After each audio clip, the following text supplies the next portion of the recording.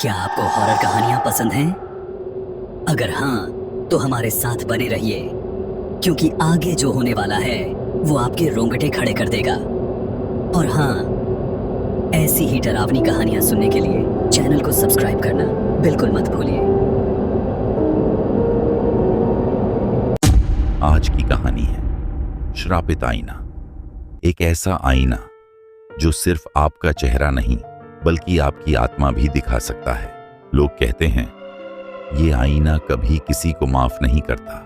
जो भी इसके सामने ज्यादा देर खड़ा रहता है वो धीरे धीरे आईने के अंदर गायब हो जाता है। तो संभल जाइए, क्योंकि जो कहानी आप आज सुनने वाले हैं वो सिर्फ कहानी नहीं, कहीं आपके कमरे के आईने में भी शुरू हो चुकी है।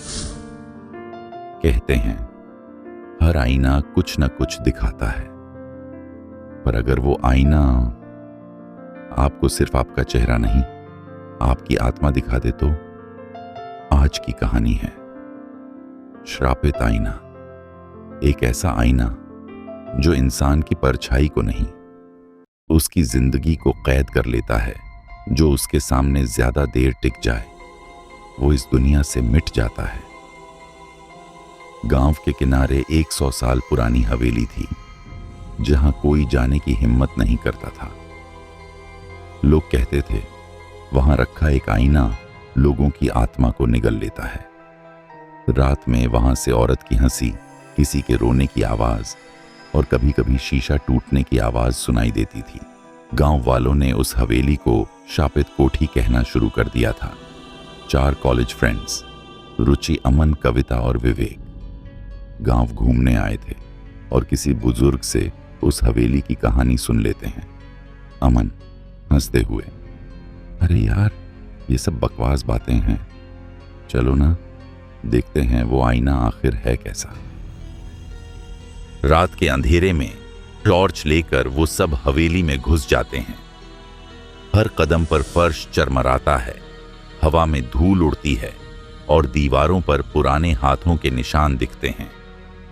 आखिर एक कमरे में उन्हें वो आईना मिलता है, बड़ा, पुराना और काले धागों से लिपटा हुआ। आईने के चारों ओर राख बिखरी थी, जैसे किसी ने टोना किया हो। सब एक एक करके आईने में देखते हैं। कविता अचानक घबराकर बोलती है, मेरी परछाई ब्लिंक नहीं कर रही। अमन हंस पड़ता है, तुझे भ्रम हो रहा है। लेकिन तभी रुचि आईने के करीब जाकर खुद को घूरने लगती है। आईने में उसकी परछाई धीरे धीरे मुस्कुराने लगती है, जबकि असली रुचि के चेहरे पर डर साफ झलकता है। अचानक आईने से काले धुएं जैसे हाथ निकलते हैं और रुचि को खींचने लगते हैं। रुचि चीखती है, मुझे बचाओ।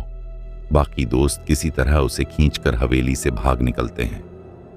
अगले दिन से रुचि अजीब हो जाती है। रात को वो कमरे में बैठकर घंटों आईने में खुद को देखती रहती है। परिवार वाले सुनते हैं, कभी हंसी, कभी कराहने की आवाजें। रुचि की आंखें काली पड़ने लगती हैं, चेहरे पर गड्ढे पड़ जाते हैं और उसकी परछाई अब उसके हाव भाव से अलग हरकत करने लगती है।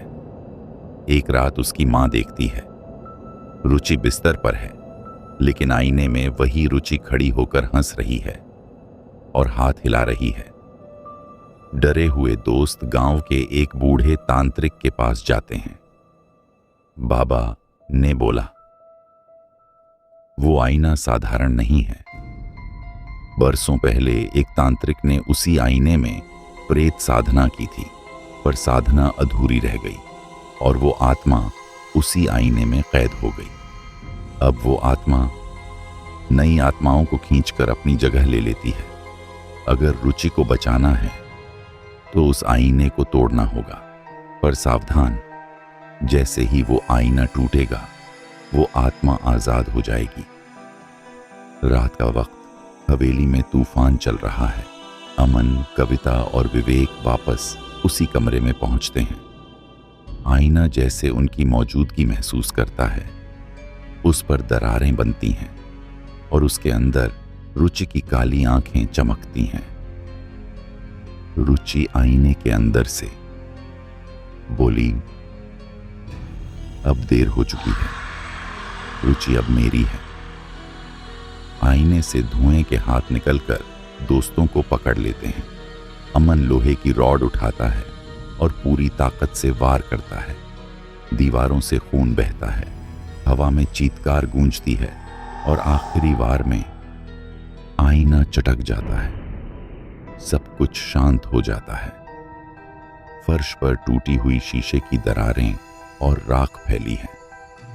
रुचि बेहोश पड़ी होती है, लेकिन जिंदा है। दोस्त उसे उठाते हैं, लेकिन तभी कैमरा धीरे धीरे झूम करता है। एक कोने में पड़ा शीशे का टुकड़ा हल्का सा हिलता है और उसमें दिखाई देती है रुचि की परछाई, जो धीरे से मुस्कुरा रही है।